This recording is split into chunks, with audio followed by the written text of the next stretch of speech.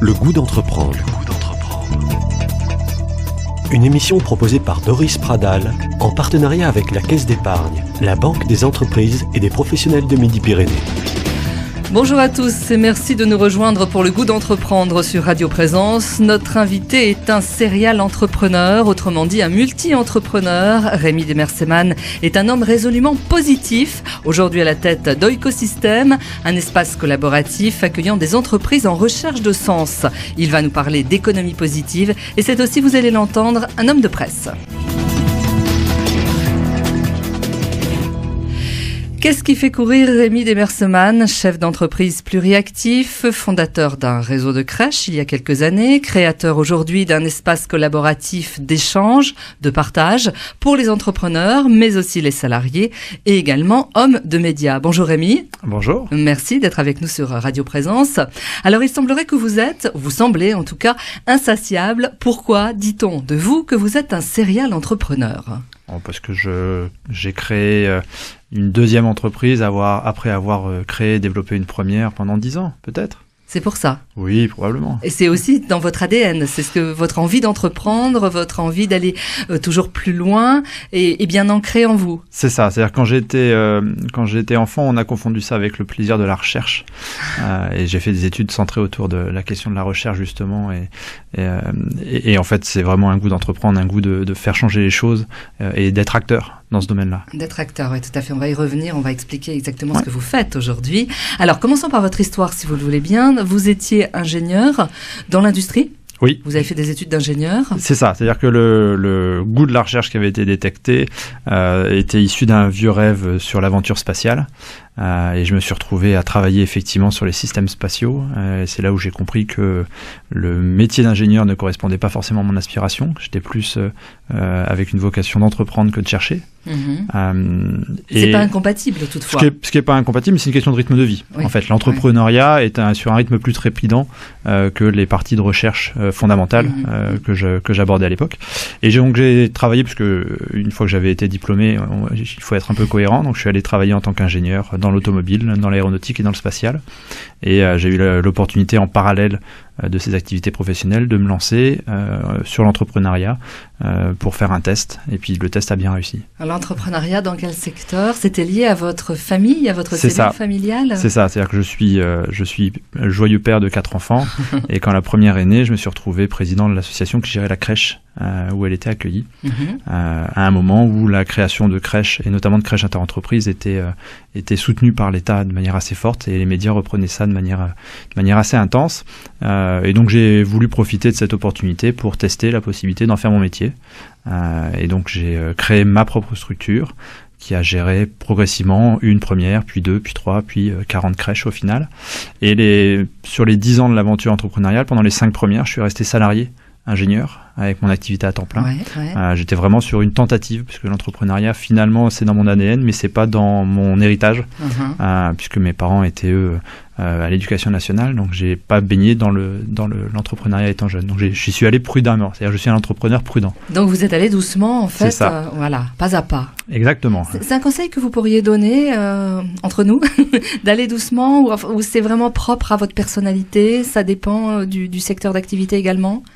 Non, je pense que c'est assez général pour les entrepreneurs. On a envie de se lancer entièrement à corps perdu. Le conseil que je donnerais, c'est de garder des filets de sécurité. C'est-à-dire de savoir déjà comment on peut rebondir s'il y a une difficulté, parce que l'entrepreneur est quelqu'un qui prend des risques total et qui prend totalement des risques. On va faire une faute de français. Et Toto, des risques complets et qui a besoin à un moment de rebondir, parce que l'entrepreneur a toujours besoin de rebondir, ou en tout cas d'avoir une possibilité de rebond. Une porte de sortie. Le conseil c'est ça. Moi, la porte de sortie que j'ai pris, je l'ai prise dès la porte d'entrée, puisque finalement, comme je le disais, j'ai créé mon entreprise en parallèle de mon activité professionnelle. Donc j'avais le filet de sécurité. Si l'une des deux marchait pas, je pouvais me rabattre sur l'autre. Vous pouvez toujours repartir de l'autre côté. Alors, on ne fonde pas une crèche par hasard. Vous aviez quand même un contact privilégié avec les enfants, avec les familles. Ah oui. Déjà, je me suis retrouvé président de cette association qui gérait une crèche, donc j'étais baigné dans le sujet. Mais j'ai toujours aimé le rapport à l'enfance et à la parentalité. même déjà étant à titre personnel, à titre individuel, étant enfant, et jeune, j'ai commencé par m'impliquer très tôt finalement dans tout ce qui est colonies de vacances, animation de centres aérés. C'était mes activités de l'été. Le job d'été. Voilà, et ça m'a toujours plu. J'ai toujours aimé le rapport à l'éducation et à l'éveil de l'enfant. Et j'ai 4 enfants parce que j'ai toujours voulu avoir une grande fratrie. Et c'était assez naturel que rétrospectivement, que je trouve du plaisir de dirigeant d'entreprise dans cette activité où on apporte de la joie pour les parents et pour les enfants. Et pour les enfants, voilà. Exactement. Alors que vous apportez concrètement sur un plan entrepreneurial cette expérience au sein d'une crèche, parce que vous deviez travailler avec des bénévoles également, avec des salariés. Il y avait 7 salariés. Le côté management a été enrichissant pour vous, formateur? Totalement, parce que moi à l'époque je travaillais dans des grands groupes industriels, donc très normés, et je travaillais en tant que chef de projet, donc j'avais pas de salariés en direct. Je faisais travailler les gens, il fallait que j'embarque les gens avec moi sur les projets. Et là je me suis retrouvé le manager de 7 personnes, comme ça, du jour au lendemain, dans une TPE finalement. 7 personnes, il dépendait exclusivement des décisions que je pouvais prendre, et donc ça a été très formateur au niveau de la responsabilisation. Et je me suis fait le plus vite possible accompagner pour comprendre mes pratiques, pour comprendre ce qu'elles pourraient être et ce qu'elles étaient réellement. Et donc moi je me suis inscrit au Centre des jeunes dirigeants, l'une des plus anciennes associations de dirigeants d'entreprise, qui a dans son essence même pour objectif d'accompagner les dirigeants d'entreprise à avoir une performance qui soit la plus économique, la meilleure possible, mais qui soit également la plus pensée au niveau social, sociétal et environnemental. Voilà. Et donc c'est comme ça que j'ai fait la bascule finalement, en me retrouvant avec conscient de cette responsabilité de la vie de 7 salariés, en plus du bien-être de ses enfants et des familles qu'on accueillait, et en allant chercher les solutions pour faire en sorte que mon activité soit la plus réfléchie possible, dans le cadre de cet impact social, sociétal et environnemental qui était finalement très présent en moi. Voilà. Et que j'ai découvert les mots à mettre sur ce que je ressentais via le Centre des jeunes dirigeants. Alors ce que vous ressentez, c'est tout simplement être proche des gens qui travaillent avec vous, de votre environnement. C'est le mot humain, est-ce que ça pourrait résumer? Ah oui, c'est aujourd'hui je le résume en disant que je veux travailler à faire en sorte que l'économie soit au service de l'humain et de la vie. Voilà, puisque il y a l'humain, mais il y a aussi la vie qui nous entoure, au-delà de l'humanité. Et c'est vraiment ça, oui. C'est vraiment aujourd'hui, je suis très conscient que c'est ce qui a guidé les 12 dernières années de ma vie, et ce qui guide aujourd'hui mon action et mon engagement actuel. Oui, on va en parler justement. Donc vous avez décidé, après quelques années, de revendre la part de rêve. Oui. Ça fonctionnait bien. Vous aviez créé combien de... On avait créé 40 crèches. 40 dans toute la France. Dans toute la France, oui. Il y avait 350 salariés. C'était le 6e acteur français, avec un peu plus de 12 millions d'euros de chiffre d'affaires. Depuis 2 ans, la structure était rentable. Donc on n'avait même pas un défi de rentabilité, c'était important.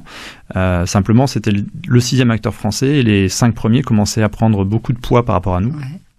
Notre rythme de croissance ne pouvait pas être aussi intense que le leur. Et d'un point de vue stratégique, l'entreprise risquait à moyen terme d'être en danger.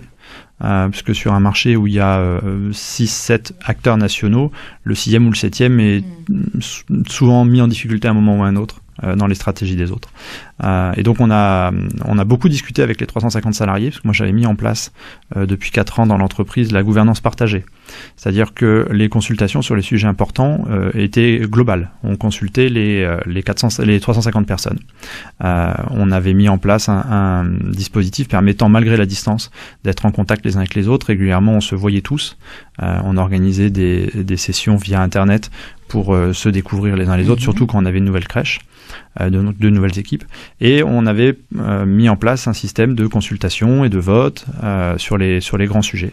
Et donc, quand stratégiquement parlant, il est apparu nécessaire de réfléchir à l'avenir de l'entreprise, notamment parce que mes actionnaires minoritaires devaient partir, ils étaient là pour 5 ans, donc on savait qu'ils allaient partir, j'ai choisi de consulter les 350 salariés sur ce qu'on allait faire. Je leur ai proposé de racheter tous ensemble l'entreprise et d'en faire une société coopérative.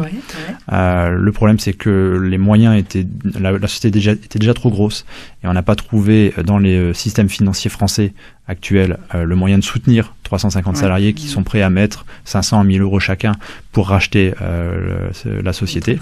Et donc on a décidé ensemble de se rapprocher d'un autre acteur spécialiste du domaine de la petite enfance, qui s'appelle La Maison Bleue, qui était le 3e acteur français à l'époque. Je ne sais pas où il en est aujourd'hui, c'était il y a un an.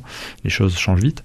Et donc de faire en sorte que les 40 crèches puissent avoir leur pérennité dans ce groupe-là. Et j'ai discuté longuement avec les dirigeants de la Maison Bleue pour garantir que l'état d'esprit dans lequel on l'avait fait et l'enseigne, la part de rêve et l'identité puissent perdurer lors de ce rachat, ce qui est le cas. Ce qui est le cas aujourd'hui. Voilà. Vous avez pris du recul par rapport à ça et vous avez pu suivre le déroulé. C'est pas banal qu'un chef d'entreprise consulte de cette manière tous ses salariés. Non, mais ça fonctionne. Ça fonctionne parce que d'abord c'est possible. Aujourd'hui, les outils permettent de le faire. Et puis ensuite, c'est le meilleur moyen d'avoir des salariés conscients de ce qui se passe dans leur entreprise.